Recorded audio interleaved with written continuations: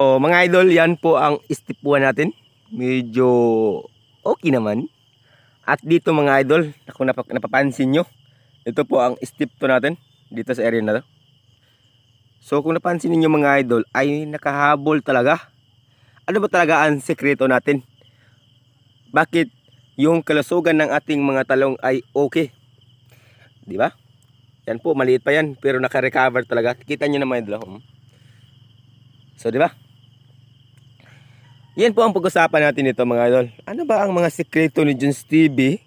Kahit baguhan lang, pero naka-recover sa mga ginawa natin. So dito, di ba? Ang ganda talaga ng sistema sa ating mga talong.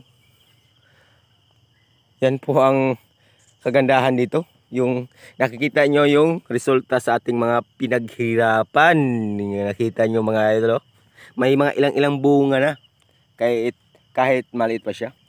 So papunta na talaga yan sa dulo mga idol. Yung sa dulo talaga hindi pa natin nalinisan. Ang pinaka-importante dito, yung paglilinis. So yan. Yan, may mga bunga na talaga yan dito. Sa ano na yan.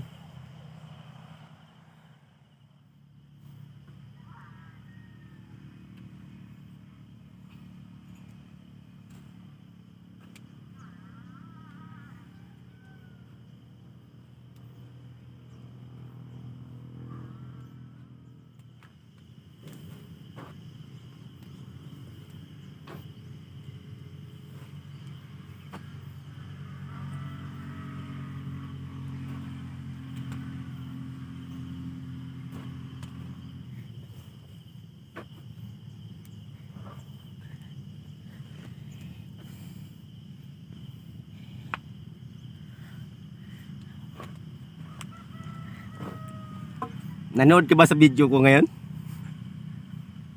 Pag nanood ka mga idol, ikwento natin. Shout out po sa lahat ng mga nagreklamo sa ayuda. Hindi ko naman lahat. Mga idol, nagkagulo-gulo ang mga tao ngayon sa ganyang bagay mga idol, yung ayuda. O hindi man nagkagulo-gulo. Kumbaga, ang Pilipino talaga, pagdating sa ayuda, active talaga sila yun. Yung mga naramdaman nila, yung sakit nilang naramdaman kasi po hindi sila napili, hindi sila nabigyan. Sino bang kasalanan nun? Sa tingin nyo, sino bang kasalanan nun? Para sa akin mga idol, tama naman kayo kasi karapatan nyo yung magreklamo eh. Para sa akin nga, huwag na tayong umaasa eh. Magtrabaho tayo ng sarili, yung parang wala tayo, kung may mabigyan man tayo, ano na lang yun, tulong na lang yun. Kasi nakita ko talaga yun pag nagbigay ng gobyerno yung yung ayuda talaga. Kadalasan talaga sisihin yung barangay. Natatawa talaga ako noon eh. Kasi yung katulad ngayon, nagtrending yung akap, yung bigay ng akap talaga. Marami kasi na hindi daw nabigyan, yung walang-wala talaga. Tapos yung iba magkasali pa sa ito ganyan. Yun pa ang nasali. Mas maganda daw malapit sa unawan. Tang inaani no. Mga idol, ito ang tips ko sa inyo ha. Kung hindi man na kayo napili sa ngayon, baka balang araw kayo naman ang mapili. Kasi po pang yung mga reklamo nyo, ang sisihin natin yung barangay, yung gobyerno, ito ganyan. Pero pag may mga problema tayo na kailangan, sino bang lapitan natin? Di ba? Sino ang malapitan natin agad, di ba? Yung barangay. Yung government natin. Kung yan po ang pinili natin, ibig sabihin doon, masaya lang tayo once na mabigyan tayo. Huwag na tayo masamang loob pag hindi tayo nabigyan. Kasi ako binata ko with the analyze na lang to or opinion, this opinion huwag na kayong umasa. Makinig kayo kasi puro lang kayo ayuda Hindi na kayo nagtatrabaho Umaasa lang kayo sa ganyang bagay Magtrabaho kayo. Pero sagot, nawisan na tayo ngayon. Tapos ganun kayo. Pag may mga ayuda dyan, pagalitan ko kayo nyan. Di, joke lang. Joke lang mga idol. Baka sabihin nyo, basher tayo dyan. Ang sa akin lang po, gusto ko lang kayong libangin sa ating mga ginawa. Sa ginawa ko ngayon.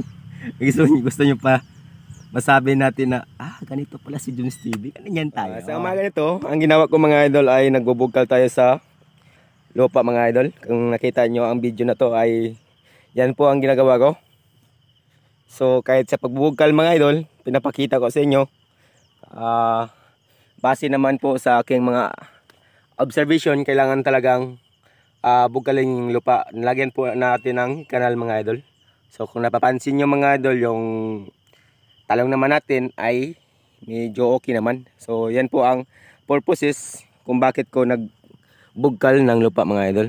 So yan, yung may mga bunga-bunga na talaga. So yan, wala tang ibang ginagawa ngayon Yun na nga ang sinasabi natin, magtrabaho tayo ng magtrabaho. Huwag tayong umaasa sa akap na yan. So yan, yan po ang tapos dito pala mga idol, may talong tayo dito na puti. So yan, kung napapansin nyo mga idol ay puti yan. O di ba? Yan po, kasi po iba-iba yung lahi ng ating talong. Yan po ang ano natin. So pag ganito ang sistema nyo mga idol, yung nagtatrabaho kayo, aasahan nyo talaga na hindi kayo umaasa sa binibigay ng gobyerno. Hindi nyo pansinin yan kasi may trabaho kayo Yung mga kadalasan talaga umaasa dyan, yung mga taong tamad. Hindi, joke lang. Hindi, mas maganda talaga magtrabaho tayo. Wag lang tayong puro asa. Kasi po mahirap O, di ba? Ganyan ang ano nga natin ngayon. So, ang ginawa ko talaga dito, yan, binubugkal ko yan, tapos yun, pinapala yan, ginamitan natin ng pala at nilagay sa puno. Yan po ang dapat gawin. Sa mga baguhan dyan, sana po makatulong ito sa video, makatulong itong video para sa inyo. Huwag na lang din na tanim ng tanim tapos hindi na alagaan. O yun, di ba? Papunta yan doon. Tapos yung iba talaga dito, naka-recover na yung mga maliit na tanim. Siguro mga October, November mga idol, sagana na tayo dyan sa income. At ang kagandahan kasi dito yun ngayon idol, kasi po sa isang linggo, 2 harvesting to idol. 2 tong harvest na pwede natin mapagkikitaan. Hindi lang kasama ang saging. So yan po ang kagandahan. Ang hirap dito yung simula lang talaga. Pero kailangan talaga na yung time. So, di ba? Hanggang dito lang muna yung video natin mga idol. At sana may mga natutunan tayo kaya galing kay Jones TV.